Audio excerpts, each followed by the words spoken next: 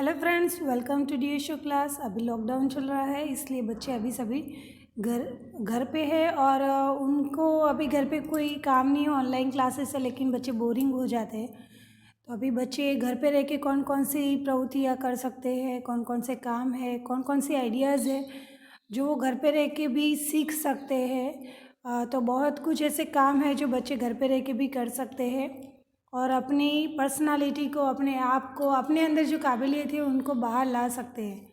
तो अभी हम देखेंगे 17 बेस्ट आइडियाज़। फर्स्ट है योगासन। तो आप योगासन कर सकते हैं सुबह उठ के या फिर शाम को। इससे आपका माइंड पावरफुल होगा, आपको जो चीज़ें वो याद रखना होता है वो ज़्यादा याद रहेगी और मन को शांति मिलेगी। सेकंड है डांसिंग, नृत्य करना। नृत्य करने से आपकी बॉडी की एक्सरसाइज अच्छे से हो जाएगी और आपका मन प्रसन्न हो जाएगा। आप अगर किसी तनाव में होगे तो वो तनाव से आप मुक्त हो जाएगी। दादा दादी की देखभाल करना, taking care of grand parents, ये बहुत अच्छी बात है। अगर आपके घर में, आपके आसपास पड़ोसी में कोई ओल्ड पर्सन है तो उनकी आपको केयर करनी चाहिए, देखभाल करनी चाहिए। टेकिंग केयर ऑफ़ एनिमल्स, जानवरों की देखभाल करना। हमारे आसपास में जितने भी जानवर हैं उनकी हमें देखभाल करनी चाहिए, उनका ख्याल रखना चाहिए, उनको पानी, खाना।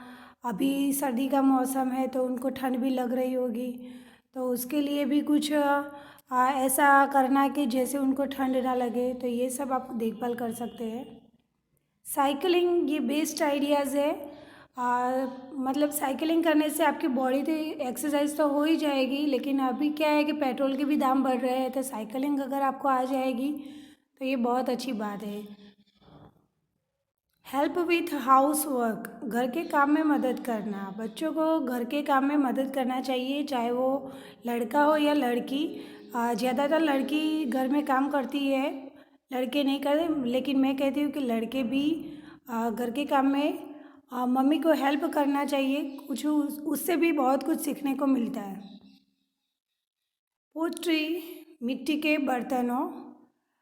तो मिट्टी के ऐसे आप बर्तन या फिर कुछ स्टैच्यूज़ या जो भी आपके मन में आइडिया है वो आप बना सकते हैं, ये भी बहुत एक अच्छी बात है।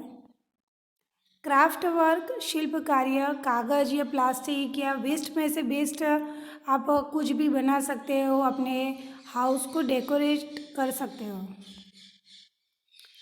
टीच अनएजुकेटेड पर्सन, अशिक्षित व्यक्ति को पढ़ाओ। यानी कि अगर आपके घर में आपके दादा दादी है, उनको कुछ नहीं आता है लिखना पढ़ना, तो आप उसे अभी लॉकडाउन के दरमियान पढ़ा सकते हैं, कुछ सिखा सकते हैं।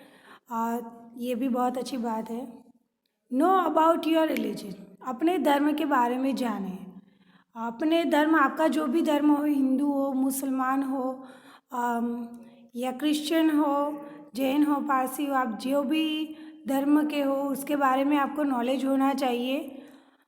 तो वो आप उसके जो धार्मिक पुस्तकें हैं वो पढ़ सकते हैं, उनके बारे में ज़्यादातर जान सकते हैं। ड्राइंग, चित्रकारी, ये तो बच्चों को मालूम ही होगा और ज़्यादातर लोग बच्चे को रस भी होता है चित्रकारी करने में। अगर नहीं है तो चित्रकारी करने से आपकी हैंड राइटिंग भी बहुत अच्छी हो जाएगी और आपका माइंड भी प्रसन्न हो जाएगा। तो चित्रकारी करना। ग्रो प्लांट्स, पौधे उगाए, बहुत ज़रूरी है। अभी कोरोना के दौरान जो ऑक्सीजन लोगों को नहीं मिल रहा था, अभी वो क्या है कि पौधे बहुत कम होते जा रहे हैं, लोगों की जो संख्या है वो बढ़ती जा रही है। तो ग्रो प्लांट्स, पौधे उगाए, बहुत फ़ायदे हैं इसके। डायरी लेखन, डायरी राइटिंग, तो आप जो भी काम करते हो दिन भर, वो आप अपने दिन की जो भी क्रियाएं हैं, जो काम किया है, आपके मन के जो भाव है वो सब आप डायरी में लिख सकते हैं।